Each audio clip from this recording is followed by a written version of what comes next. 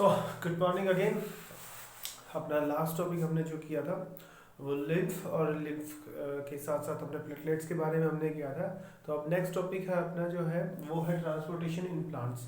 ठीक है कि ट्रांसपोर्टेशन होता क्या है, हमने इस जो है ट्रांसपोर्टेशन वर्ड के बारे में पढ़ चुके हैं हम।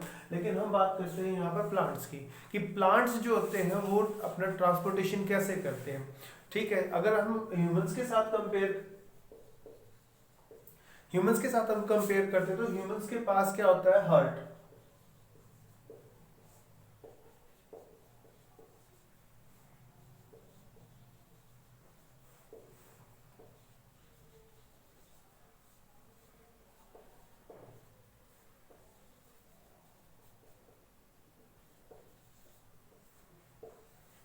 ह्यूमंस के पास, एनिमल्स के पास ये सारी चीजें होती हैं जो ट्रांसपोर्ट करती हैं, चाहे वो वाटर हो, ऑक्सीजन हो, कार्बन डाइऑक्साइड हो, आयंस हो, इनऑर्गेनिक सॉल्ट हो, कुछ भी हो जो जो ये ट्रांसपोर्ट करते हैं। लेकिन प्लांट्स के अंदर ऐसा कुछ भी नहीं होता। आप यहाँ देखोगे कि प्लांट्स के पास ऐसा कुछ भी नहीं होता, ना ही उनके पास हार्ट होता है, ना ही उनके पास जो है वेन होते हैं, ना ही उनके पास जो है इससे रिलेटेड कुछ भी होता है। प्लांट्स जो है ट्रांसपोर्ट कैसे करते हैं, ठीक है। जनरली आपने ये पढ़ा भी होगा कि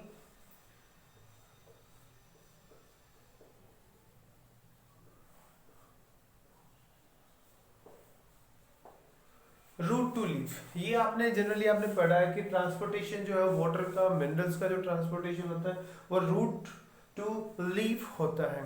ठीक है, अब हम देखो जैसे यहाँ बात करते हैं कि जितना भी जो ट्रांसपोर्टेशन होता है वो ब्लड के थ्रू होता है, और फिर एक्सचेंज जो होता है वो डिफ्यूजन मेथड से होता है। मोस्टली जो है डिफ्यूजन मेथड से होता है। ठीक है, सिलेक्टिवली परमिएबल भी होता है, वो हायर क्लासेस में आता है। ठीक है, लेकिन हम प्लांट्स की बात करते हैं तो रूट से लेकर लीफ तक ही जाता है। ठीक है, अगर हम बात करते हैं यहाँ पर कि कौन सा मेथड लगता है, तो हम बात करते हैं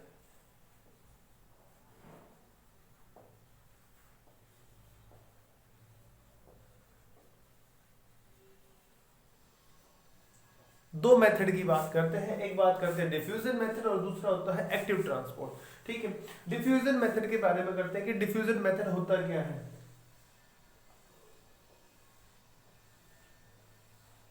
अगर हम डिफ्यूजन मेथड की बात करें तो ये सेल टू सेल होता है।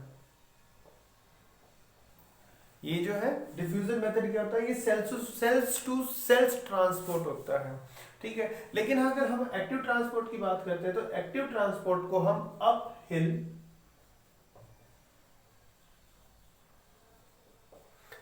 ट्रांसपोर्ट कहते हैं।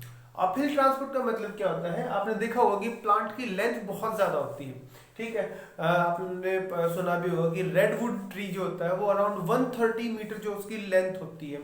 ठीक है, अगर बात करें 130 मीटर काफी होता है, प्लांट के लिए काफी होता है, हमारे लिए भी कुछ भी नहीं है। क्योंकि हमारी अगर वेन्स की अगर हम वेन्स को बाहर निकाल के ऐसे रख देते हैं तो ये काफी ज्यादा लंबी हो जाती है, जो कि एक प्लांट के कंपेयर में बहुत ज्यादा होती है। ठीक है, प्लांट की हाइट जो है 130 मीटर, हाईएस्ट जो है 130 मीटर होती है रेडवुड की।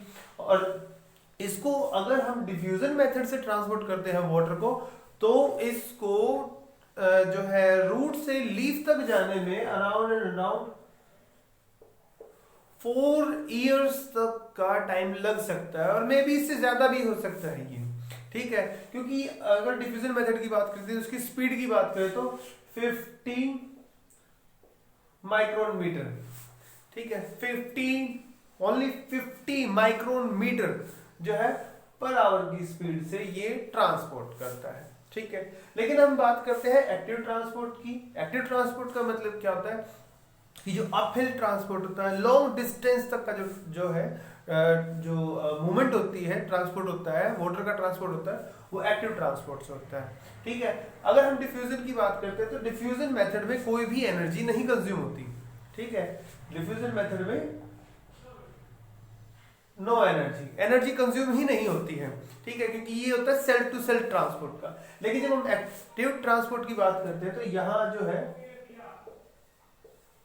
एटीपी खर्च होते हैं, स्पेंट होते हैं। स्पेंट होने के बाद तभी जाकर जो है इतने बड़े जो है ट्रांसपोर्ट को ये कवर कर पाते हैं। ठीक है, समझ गए। तो ये है जनरली जो है ट्रांसपोर्टेशन इन प्लांट्स। हम इसके बाद जो है अपना जो है डिफ्यूजन और एक्टिव ट्रांसपोर्ट मेथड में हम डिफरेंस करेंगे कि होता क्या है। ठीक है।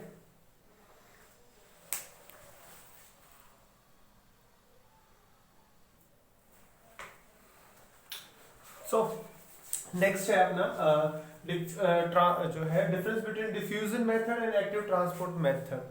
ठीक है कि डिफ्यूजन मेथड क्या होता है कि ये basically cell to cell transport करता है कि एक सेल यहाँ पर है, उसकी सराउंडिंग में दूसरी सेल होती है, फिर तीसरी सेल होती है, फिर फोर्थ सेल होती है। ठीक है, ये जो है बेसिकली किस मेथड पे यूज किया जाता है कि high concentration to low concentration transport होता है। ठीक है, लेकिन यहाँ बात करते हैं एक्टिव ट्रांसपोर्ट में, तो ये अपहिल ट्रांसपोर्ट होता है। जो है इसके बाद कुछ हम बेसिक टर्म्स करेंगे जो नेक्स्ट वीडियो में हम कर पाएंगे, तो वो आप समझ जाओगे कि अपहिल ट्रांसपोर्ट फिर कैसे होता है। यहाँ पर क्या होता है कि एनर्जी कंज्यूम नहीं होती है, इट मींस कि नो यूटिलाइज ऑफ एटीपी, कि एटीपी का यूटिलाइज यहाँ पर नहीं होता है, लेकिन यहाँ पर जो है एटीपी कंज्यूम होती है।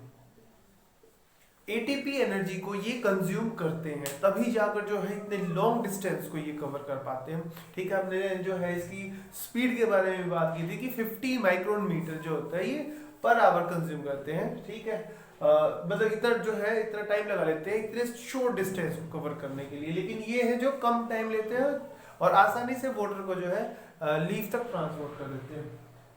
ये ज्यादा से ज्यादा टाइम लेते हैं। ठीक है, जैसे जैसे अभी हम बात कर रहे थे कि उनकी जो स्पीड है, इसकी स्पीड जो है इतनी होती है, ट्रांसपोर्ट करते हैं H2O और मिनरल्स को, ये काफी कम टाइम लेते हैं इनको ट्रांसपोर्ट करने के लिए।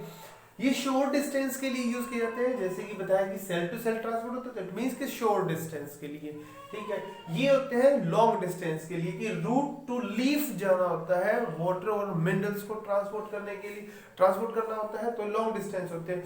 यहाँ पर ऐसा कोई भी टिश्यू यूज नहीं होता है। ठीक है, नो जाइलम और फ्लोएम यूज की कोई भी एक ऐसा टिश्यू यहाँ पर यूज नहीं होता है। लेकिन यहाँ पर क्या होता है कि जाइलम और फ्लोएम टिश्यू, देखो ट्रांसपोर्ट की बात कर रहे हैं तो ट्रांसपोर्ट में मैंने इधर जो है जाइलम भी लिखा है और फ्लोएम भी लिखा है। जाइलम जो होता है वो ट्रांसपोर्ट करता है वाटर और मिनरल्स को, वाटर को, लेकिन फ्लोएम क्या करता है, सिंथेसाइज फूड को। ठीक है, तो अपना ये टॉपिक यहाँ पर खत्म होता है। नेक्स्ट जो है वीडियो में हम नेक्स्ट टॉपिक की बात करेंगे। ओके, चैनल को लाइक करो, सब्सक्राइब करो और शेयर करो अपने फ्रेंड्स को।